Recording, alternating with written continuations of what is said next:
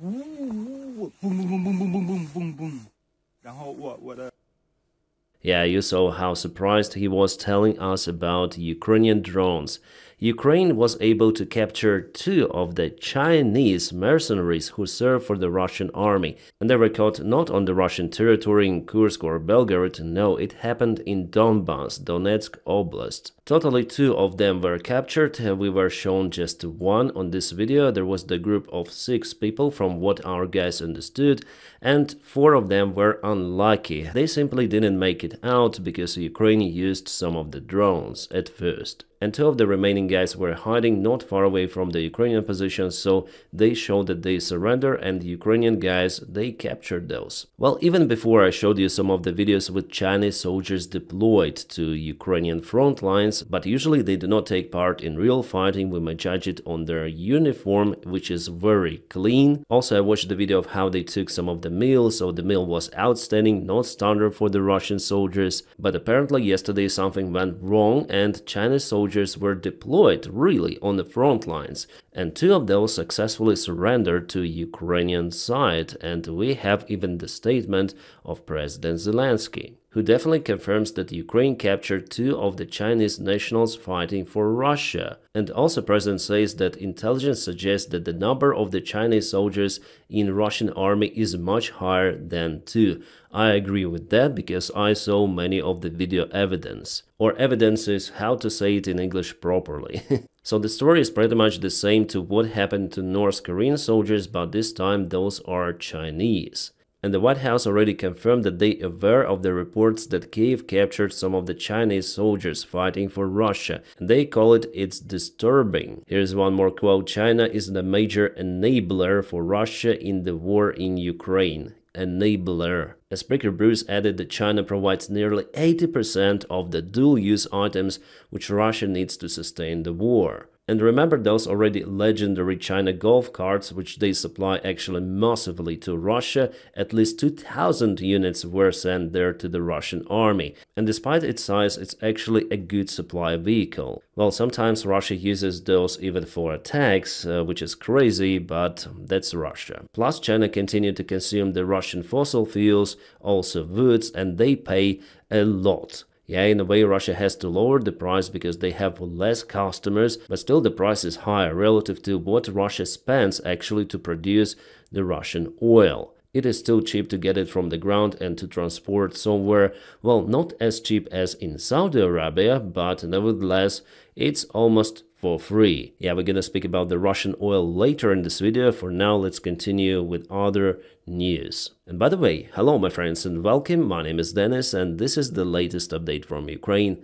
Let's go. So more about those Chinese soldiers. They were definitely captured in Donetsk Oblast. The job was done by the 81st Ukrainian Brigade. And I tried to find this information and confirmation from the Chinese side. Well, it's hard to do.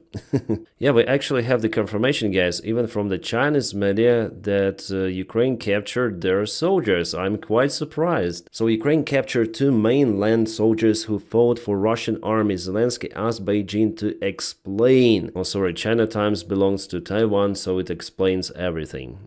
But you know what Zelensky told about the news openly, so Chinese officials have to react on that. Or maybe the reaction will be just to cancel some of the cooperation with the Ukrainian side. According to the Chinese logic, Zelensky should have resolved this issue behind the curtains, not telling everyone, I mean to the media, that they've definitely captured those Chinese soldiers.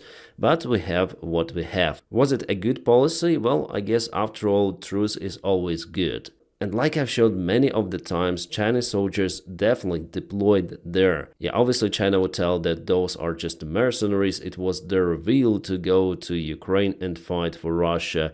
But in China, I think everything is organized under the Communist Party. Plus, I guess there should be some of the responsibility for those kind of the acts. If you go to kill someone in the other country, it is always bad. And people got punished for that in many of the other countries. Like, for example, Uzbekistan jailed migrant worker for fighting for Russia in Ukraine. The guy just went to Russia to earn some funds. He was proposed to join the Russian army and he went there. And later on he came back to Uzbekistan and after all, was jailed. Good policy from Uzbekistan, actually. And it's not the only guy like that, there were many of the cases. And here we have a simple outcome. If China doesn't punish their citizens for going and fighting for Russia, it means that it supports that idea. And after all, I think, I cannot prove it, but I think as everything in China is organized, those mercenaries were organized as well. You know, to get some of the real military experience. Because Ukraine nowadays is like this vast field to test some of the military equipment as well as the tactics of the soldiers, of the modern army. Well, after all, Ukraine captured those soldiers, so the news are good for us. And about this video I showed you before, I think it's a couple of months old, and definitely there are many of the Chinese soldiers. Well, we're gonna speak about China more a little later. Alright, now let's go to the front lines update. Ukraine continued to use aviation gliding bombs to hit Russian infrastructure, especially bridges, some of the connections. Ukraine does it very well in Kursk and Belgorod Oblast, so Russia definitely has problems in Belgorod. Ukraine wants to eliminate, to erase the border actually between Ukraine and Russia, for Russia to have this extended front line, not just in Donetsk, not just in Zaporizhia or Kherson. No, Russians should be disturbed elsewhere, for them not to be concentrate enough forces for the further attack. Well, there are some of the news that Ukraine may expect some of the Russian strike, big one in Sumy and Chernigiv, but so far Russia was unable to concentrate their forces with enough quantity for that major strike. As for the frontline losses, we have the confirmation from the analytics from this channel who analyzed the drone videos. So for a couple of days ago, Russia lost for a single day at least 4 of the tanks. And Ukraine lost 2 of the T-64 tanks, unfortunately, as well. And Ukraine actually has more losses than usual. Yeah, Russia has, as usual, more losses, but probably Ukraine is counterattacking in many of the directions, and that's why we have losses, unfortunately, as well. Most losses from the Russian side are from the BMP vehicles, MTLB, and small supply vehicles, even civilian vehicles which Russia use. So yeah, it was one more convoy which Russia sent for Ukrainian positions, and it was zeroed on the way. A mishap happened to 2 of the vehicles of the Ukrainian army. I guess this is Spartan vehicle, which is off-road there. It's TAG, as you may see, and there is also M113 vehicle with the drone protection on the top, right in the lake of the Sumy region. The crew is okay, no worries about it, but still Ukraine has to take out the vehicle and also perform heavy maintenance for it. The only plus of the Russian BMP is that they may float, like BMP-3, if it has the standard armor, it may go across those kind of the lakes. That's how Russia modernizes their vehicles before sending to the front lines. By the way, because the weather deteriorated in Ukraine, yes, in the western side of Ukraine there is also snow and there is also the rain on the eastern side. For this reason, Russia is unable to use their usual vehicles like that with wheels. They are forced to use BMPs or tanks or MTLBs for their attacks, and it might continue for several more days. And we have kind of the fresh video from Magyar drone unit. Guys, I'm gonna review it on my Rumble channel, but Magyar also has his own media YouTube channel. Those videos usually are being restricted on YouTube, but nevertheless you may check out Magyar channel. Just type Magyar and you will see this channel with recent post. This is the freshest one, fresh video out there with Russian vehicles burning. Or here some of the Russian convoy, and again Magyar birds with FPV drones, they annihilate everything. Yeah, as you can see in the swampy area, Russians made some sort of the road using woods.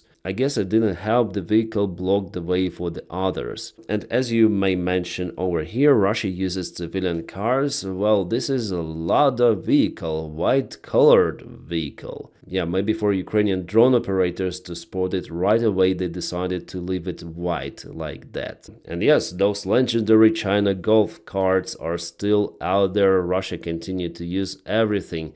White vehicle again. Bukhanka, it seems like Russia is running out of the resources even to protect their vehicles from the drones. No grills here, nothing.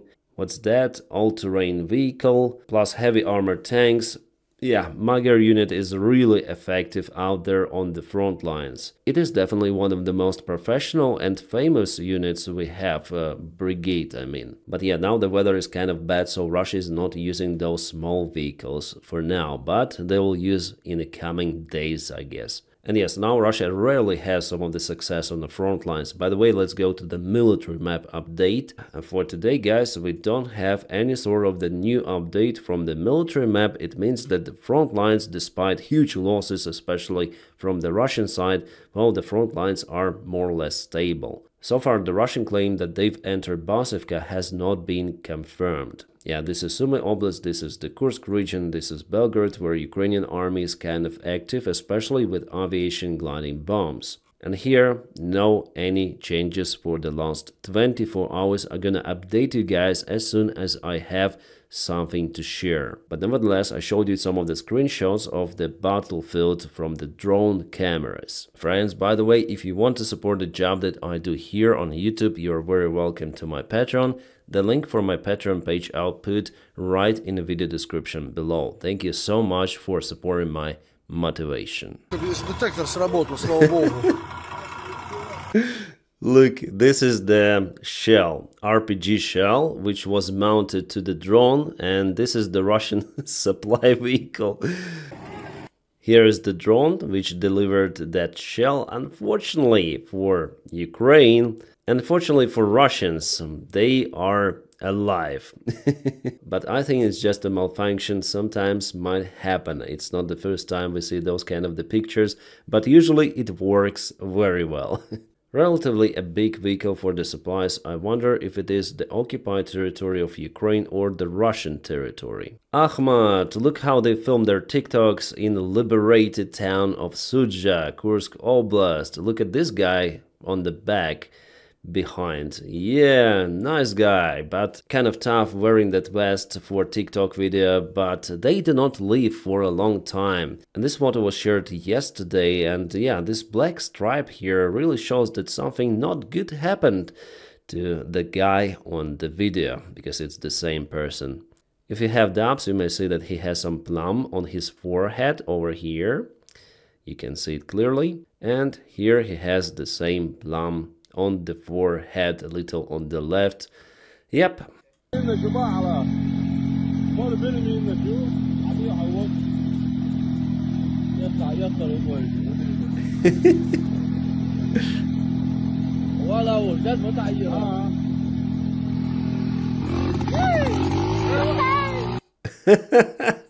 Yeah, it was really risky, but they were on the way to attend their gay bar. Just how lovely they look. I guess you agree with me. This is 100% Russian soldier. It's not the Russian zoo or something. They just train those donkeys to go to follow the human and transport some of the goods. So the guy who's filming this freaking video, he tells all about that they use donkeys on the front lines. They continue to use them on a larger scale even. How lovely this donkey is, and they use those for military purposes. Russians continue to complain about their terrible state. Their contracts have been finished already, but the Russian army tells them to continue and fight and serve in the Russian army despite their contract end date. And yes, it could be the same with the Russian conscripts who were taken to the Russian army, and later on Russia proposes them to sign the contract. And after the contract is over, there is the picture. This Russian soldier complains that Russian police arrested the Bukhanka van, and the driver who was inside the vehicle by the time, cameraman tells that they have the medic unit, and they just got this Bukhanka somewhere in Russia to send to the front lines to serve as the medic evac vehicle. So the Russian soldiers tell that this vehicle was given to them by volunteers, but the Russian police tells that this vehicle was stolen, and that was the reason for them to arrest the driver. So cameraman is in shock. He complains a lot about the stuff in Russia, and he says that that is why they cannot win this war. Yes, partially he is right. Russian soldier, a standard one, Probably Kanye West. Yeah, there are lots of the mercenaries, not just from China, but from elsewhere. Africa, Asia. Russia pays, they go, but mostly they operate behind the front lines. In supply units, because, they don't know Russian, it's very difficult to communicate with them and to organize them for attacks. Well, you may say about the North Koreans, but North Koreans, they had their own command, a separate one. And even with that feature, they had tremendous losses. This guy from, I don't know, Pakistan or India, it's hard to tell. Asian guys also. It's just one location. Alright, now Russian soldiers complain about the poor supplies, that the only thing they have to eat is just this dirty bread. They cook it like a barbecue. I would call it Shoigu style barbecue. Shoigu, Gerasimov, where are the supplies for your army? And Russia continued to strike Ukraine with their long-range Shahed drones and cruise missiles. For today, Kharkiv, Dnipro and some other city, probably Sumy, I guess, were under the Russian attack. As usual, just random places, civilian infrastructure, civilian buildings. I cannot show you all of the images here, guys, but yeah, it was terrible. Yeah, unfortunately, we expect casualties among civilians. So despite what Donald Trump says in his interviews, that he doesn't like how Russia bombs Ukraine, they do it outrageous, but Russia continue to do it. They don't care about Donald Trump's opinion or anyone else. Putin is just focused on his military action, and he will continue the war, unfortunately. Alright, about the trade war, especially between USA and China, it continues. China basically mirrored the tariffs which Donald Trump applied on them, 34%, but Trump increased those,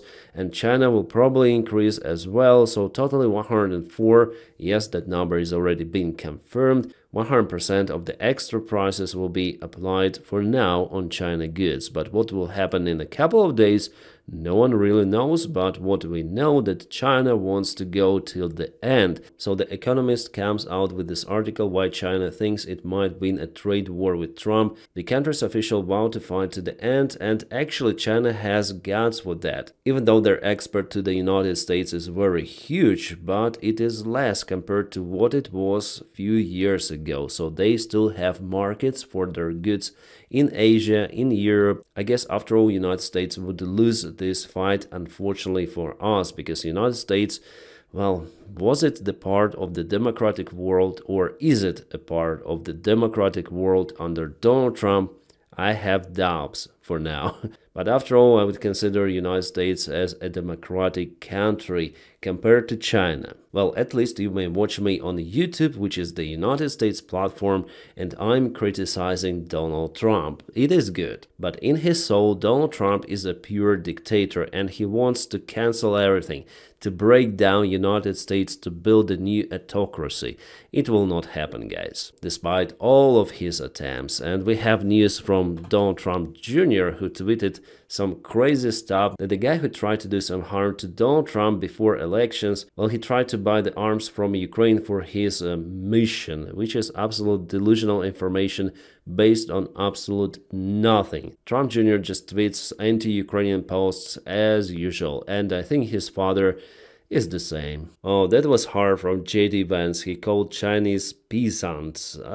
He completely lost the diplomatic language. Yeah, we may like China, we may not like, but there should be some of that diplomatic language from the American officials used, because they hesitate to call Russia as an aggressor state, but at the same time they use kind of the strange language towards China. Really, guys, it's hard to explain. And obviously China's officials already commented that it's totally unacceptable behavior from JD Vance, and JD Vance told different stuff to Europe as well. Probably he doesn't like anyone. He even called Trump a Hitler one day, a long time ago. Yeah, some of the shares restored after 2 days of falling down, but it's not the end, guys. It's not the complete over of the crisis. It's just the beginning. Investors try to buy something at the lower level. They think that they will gain something, but after all, the tariffs are not yet implemented fully. So it might take several months for economy to really feel that downside of the tariffs.